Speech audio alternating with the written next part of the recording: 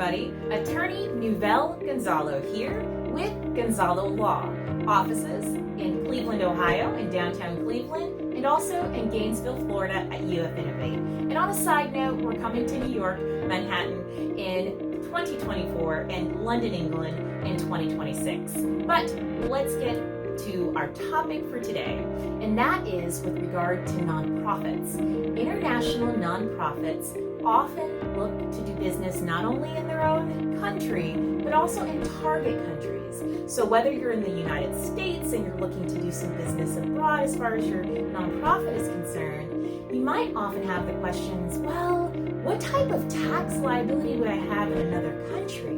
If I'm in the US, but I have a nonprofit that operates in Mexico or South America or in Haiti or in the islands or in France or the UK, how do I know all the rules? How do I know what I need to do? I know what to do maybe in the US, but I'm not really sure what to do in other countries. Or you might have the reverse situation. You're in another country, but you want to come to the US and you want to do business. Well, I'm so glad you asked, because we're going to take a look at three main areas altogether that you want to consider before you go into an international market when you're doing business with your nonprofit. And I say doing business because nonprofits also do business. They are serving, they are helping, they are certainly doing ministry work, but they're also a business in the sense that they need to be profitable and need to be able to operate to be as effective and have as much impact as possible.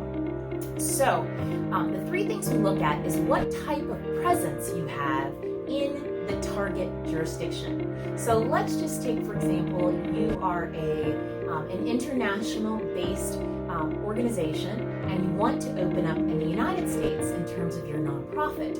Well, you want to know what type of presence are you going to have in that location. Is it a continuing presence where you plan to open up offices, you plan to hire staff, you plan to be a fixture in that community? Or is it more of a transient presence? You're really coming there for an event, or maybe you're there for a particular project. Maybe it's submissions work, or it's to complete a particular task. But you don't have plans to hire staff or open up an office in that particular jurisdiction. The reason I mention what type of presence you have is because that will often dictate what type of liability or what type of responsibility you have in that jurisdiction. So oftentimes state governments and local governments will look at that type of interaction as well. And then second, we want to take a look at collaboration.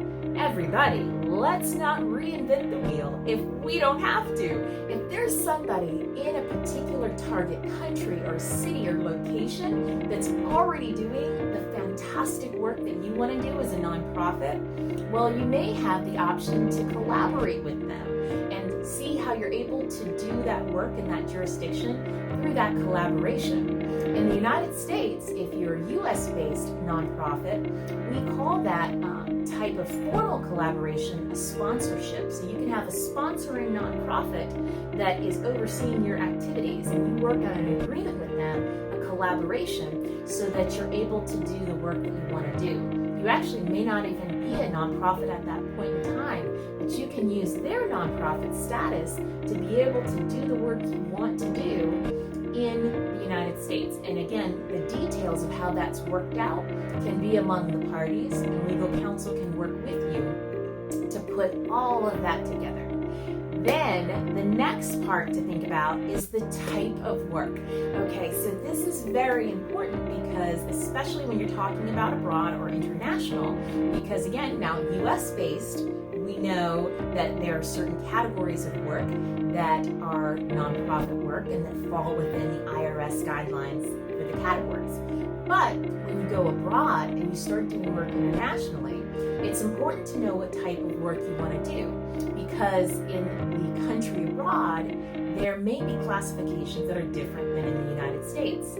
For example, in certain countries, universities are not considered nonprofits. Hospitals are not considered nonprofits. It just depends on where you are. So it's important because you might have a nonprofit in the US and think, oh, fantastic, we're going to go abroad, we'll open up in Beijing, China, and only to find out that China doesn't consider your particular type of nonprofit work considered a nonprofit in their standards and terms. So then it can result in a tax liability in that target jurisdiction. So that's what I wanted to talk with you about today. This is just the tip of the iceberg. If you want to know more, ask us more, reach out to us, and you can find out more. But again, to recap, it's those three things, and that's what type of presence do you have in the jurisdiction, what type of collaboration might be possible in that jurisdiction, and then also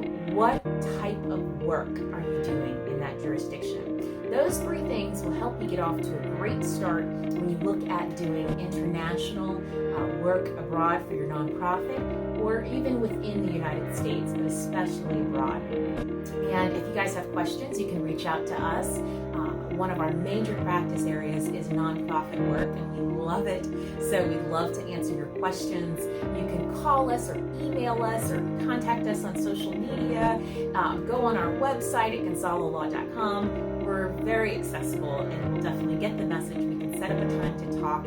I'd love to meet you and find out more about what you're doing. Okay, that's it. Thank you so much for your time. I really appreciate it. Mwah! Have a great day, and we'll talk to you soon.